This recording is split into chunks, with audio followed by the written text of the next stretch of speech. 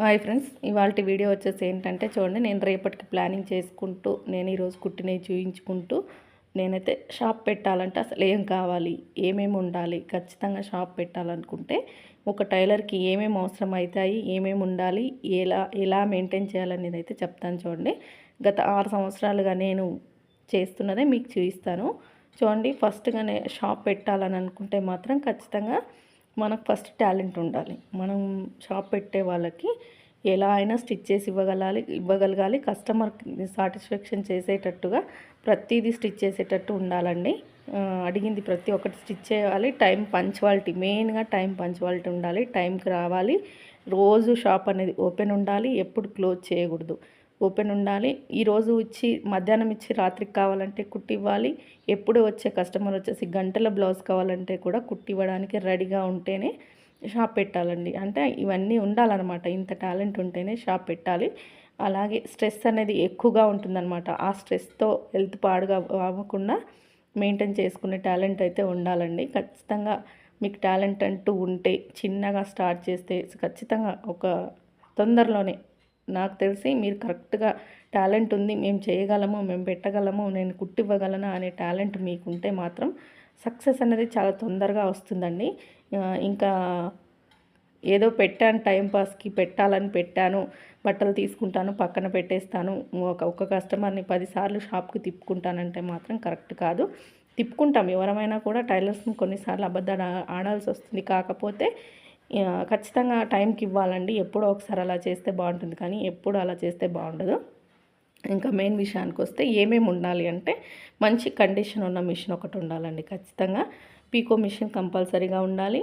కుట్టే మిషన్ మంచి కండిషన్లో ఉండాలన్నమాట. మనం కుడుతూ ఉంటే ఇబ్బంది పెట్టకుండా ఉండాలి.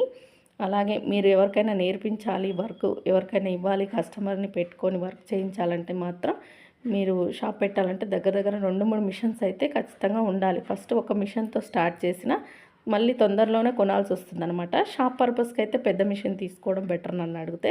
చాలామంది ఏం చేస్తారంటే, నేను ఇప్పుడే కదా నేర్చుకున్నాను, నాకెందుకు పెద్ద మిషన్, చిన్న మిషన్ చాలు అని తీసుకుంటారు.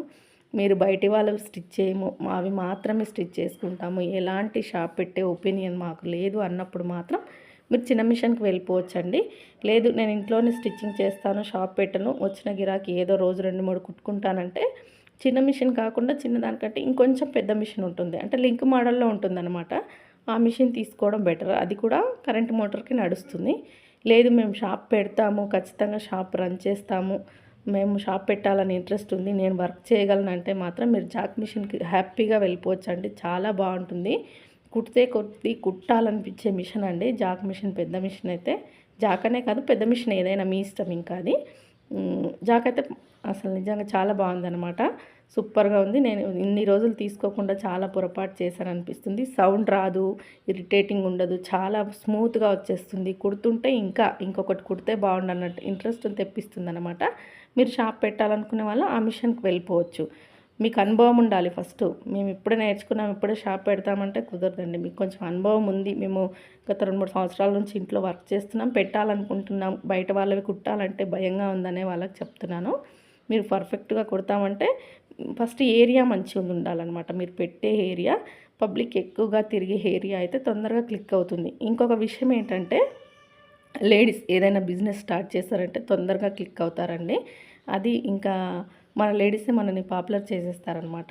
పలానా వాళ్ళు బాగా కుడుతున్నారు, పలానా వాళ్ళతో క్లాత్ బాగుంది, పలానా వాళ్ళు లైనింగ్ బాగా అమ్ముతున్నారు అని చెప్పేసి వాళ్ళే ప్రచారం చేసేస్తారు. కాబట్టి మనం నీట్గా కుట్టివ్వాలి.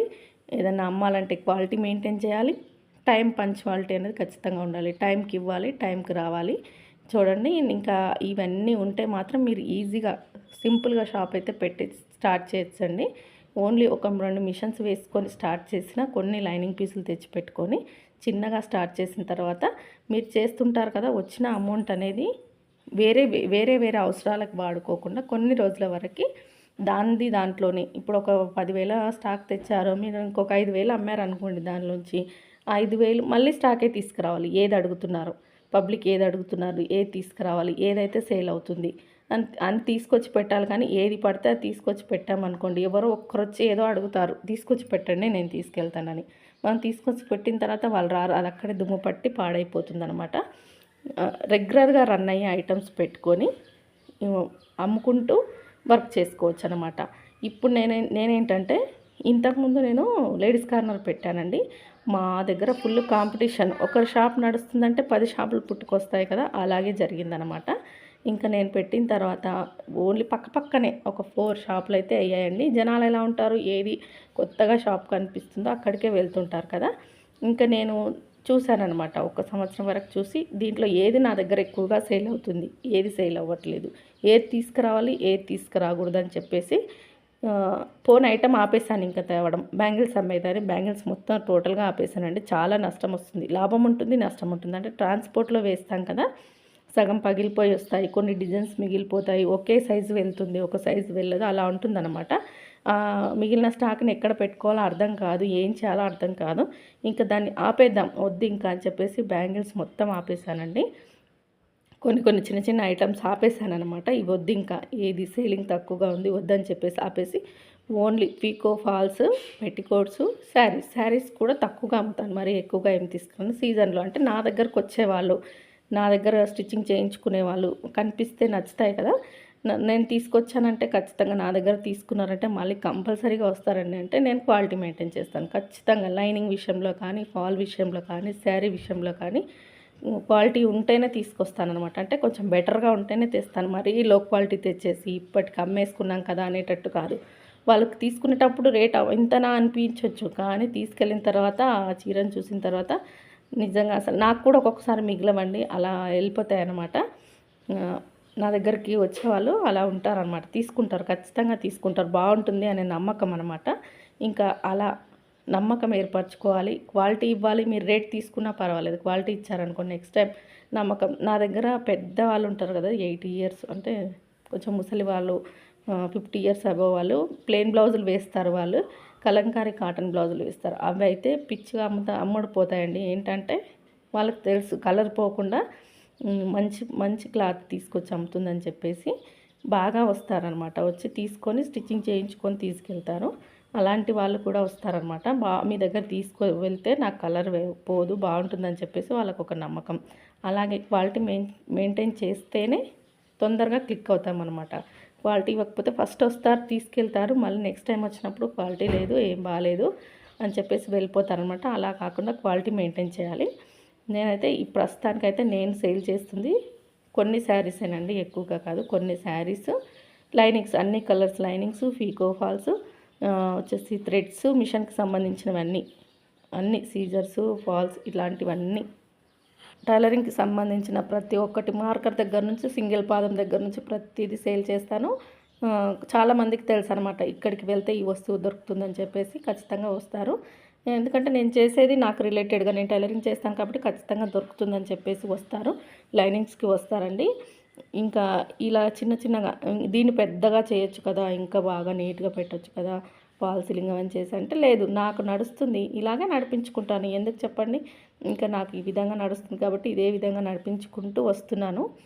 మీరు షాప్ పెట్టాలంటే మాత్రం ఇవన్నీ పెట్టాలంటే నా దగ్గర డబ్బులు లేవనుకుంటే మాత్రం ఫస్ట్ మీరు మంచి ఏరియా చూసుకోండి, మంచి ఏరియా, జనాలు తిరిగే ఏరియా, ఎక్కువగా లేడీస్ తిరిగే ఏరియా చూసుకొని మీరు షాప్ స్టార్ట్ చేయండి. చేస్తే మీరు స్టిచ్చింగ్ కరెక్ట్గా చేసి ఇవ్వాలి. మీ దగ్గర ఖచ్చితంగా పీకో మిషన్ ఉండాలి.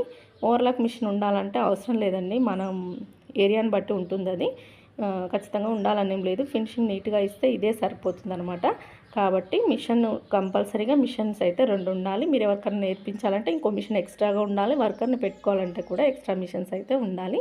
మీ వర్క్ని బట్టి మీరు ఫస్ట్ 2 మిషన్స్తో స్టార్ట్ చేస్తే తర్వాత అదే పెరిగిపోతుంది. మీరు కరెక్ట్గా వర్క్ చేస్తే సక్సెస్ తొందరగా వస్తుందన్నమాట. ఇంకా ఈ వీడియో మీకు ఎవరికైనా ఉపయోగపడితే మాత్రం చిన్న లైక్ ఇవ్వండి, సపోర్ట్ చేయండి, సబ్స్క్రైబ్ చేసుకోండి. ఇంకొక విషయం అండి, నేను నా వీడియోలు క్లారిటీ లేవని మెసేజ్, అంటే మీ వీడియోలు క్లారిటీగా లేవంటున్నాను అని ఒక సిస్టర్ అయితే కామెంట్ చేసింది.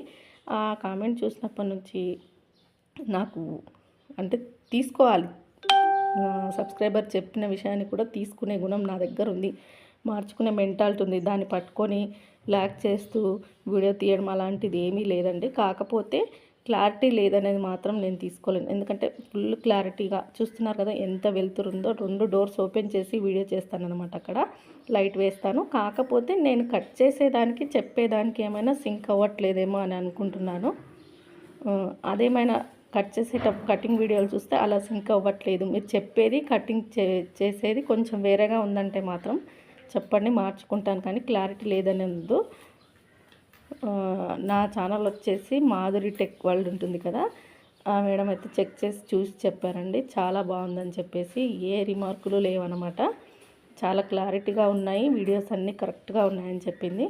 మానిటైజేషన్కి ముందు నేను వీడియోస్ అనేది అంత క్లారిటీగా నిజంగానే లేవండి, అది ఒప్పుకుంటాను. కానీ నాకు మానిటైజేషన్ అయిపోయి దగ్గర 1 మంత్ అయిపోయిందనమాట, దగ్గర 2 మంత్స్కి వస్తుంది. అప్పటి నుంచి ఇప్పటి వరకు, అంతకుముందు ఇదంతా క్లోజ్ ఉండి చీకటిగా ఉండి వీడియోస్ అనేది క్లియర్గా లేవు. కానీ ఇప్పుడైతే చాలా క్లియర్గా ఉన్నాయండి. 2 డోర్స్ ఉంటాయి పక్కనే, పైన లైట్ ఉంటుంది.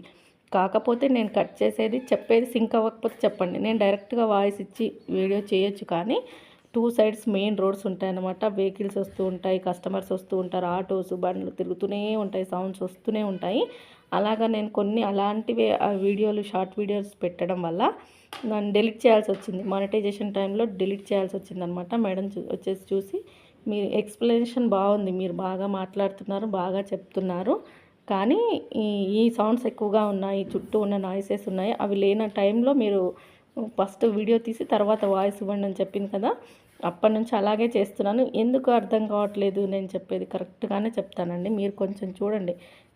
మొన్నటి వీడియో అయితే, నిన్న పెట్టిన వీడియో అయితే ఇంకా స్లో చేసి మరీ వీడియో తీశాను.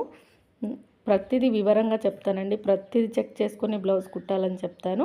కాకపోతే నాకు కొంచెం కటింగ్లో స్పీడ్ ఎక్కువ అనమాట, చాలా స్పీడ్గా కట్ చేసేస్తాను, దాన్ని స్లో చేసి చెప్పాల్సి వస్తుంది అంతే తప్ప, నేను చెప్పేది కటింగ్కి సింక్ అవ్వకపోతే సింక్ అయ్యేటట్టు చెప్తాను ప్రతిదీ, ఇంకొంచెం స్లోగా అర్థమయ్యేటట్టు చెప్తాను. కానీ క్లారిటీ లేదనకండి, మీరు చెప్పేది కొంచెం అర్థం కావట్లేదు, ఇంకా క్లియర్గా చెప్పండి అంటే నేను తీసుకుంటాను దాన్ని. కానీ క్లారిటీ లేదు అనే మాట మాత్రం కరెక్ట్ కాదండి. మేడం చెక్ చేశారు ఛానల్ని, మానిటైజేషన్ అయిన తర్వాత చాలా మార్పు చేసుకున్నారు, చాలా క్లియర్గా ఉంది, ఒక్క మిస్టేక్ కూడా లేదు. షార్ట్ వీడియోలు చూడండి, చాలామంది లాంగ్ వీడియో నుంచి షార్ట్ వీడియో ఎడిట్ చేసి పెడతారు, నేను అలా పెట్టిన వీడియోస్ అన్నీ డిలీట్ చేసేసాను. ఇప్పుడు చూడండి, షార్ట్ వీడియో అంటే షార్ట్ వీడియో కోసం ఖచ్చితంగా సపరేట్గా షూట్ చేసుకొనే పెడతాను అనమాట.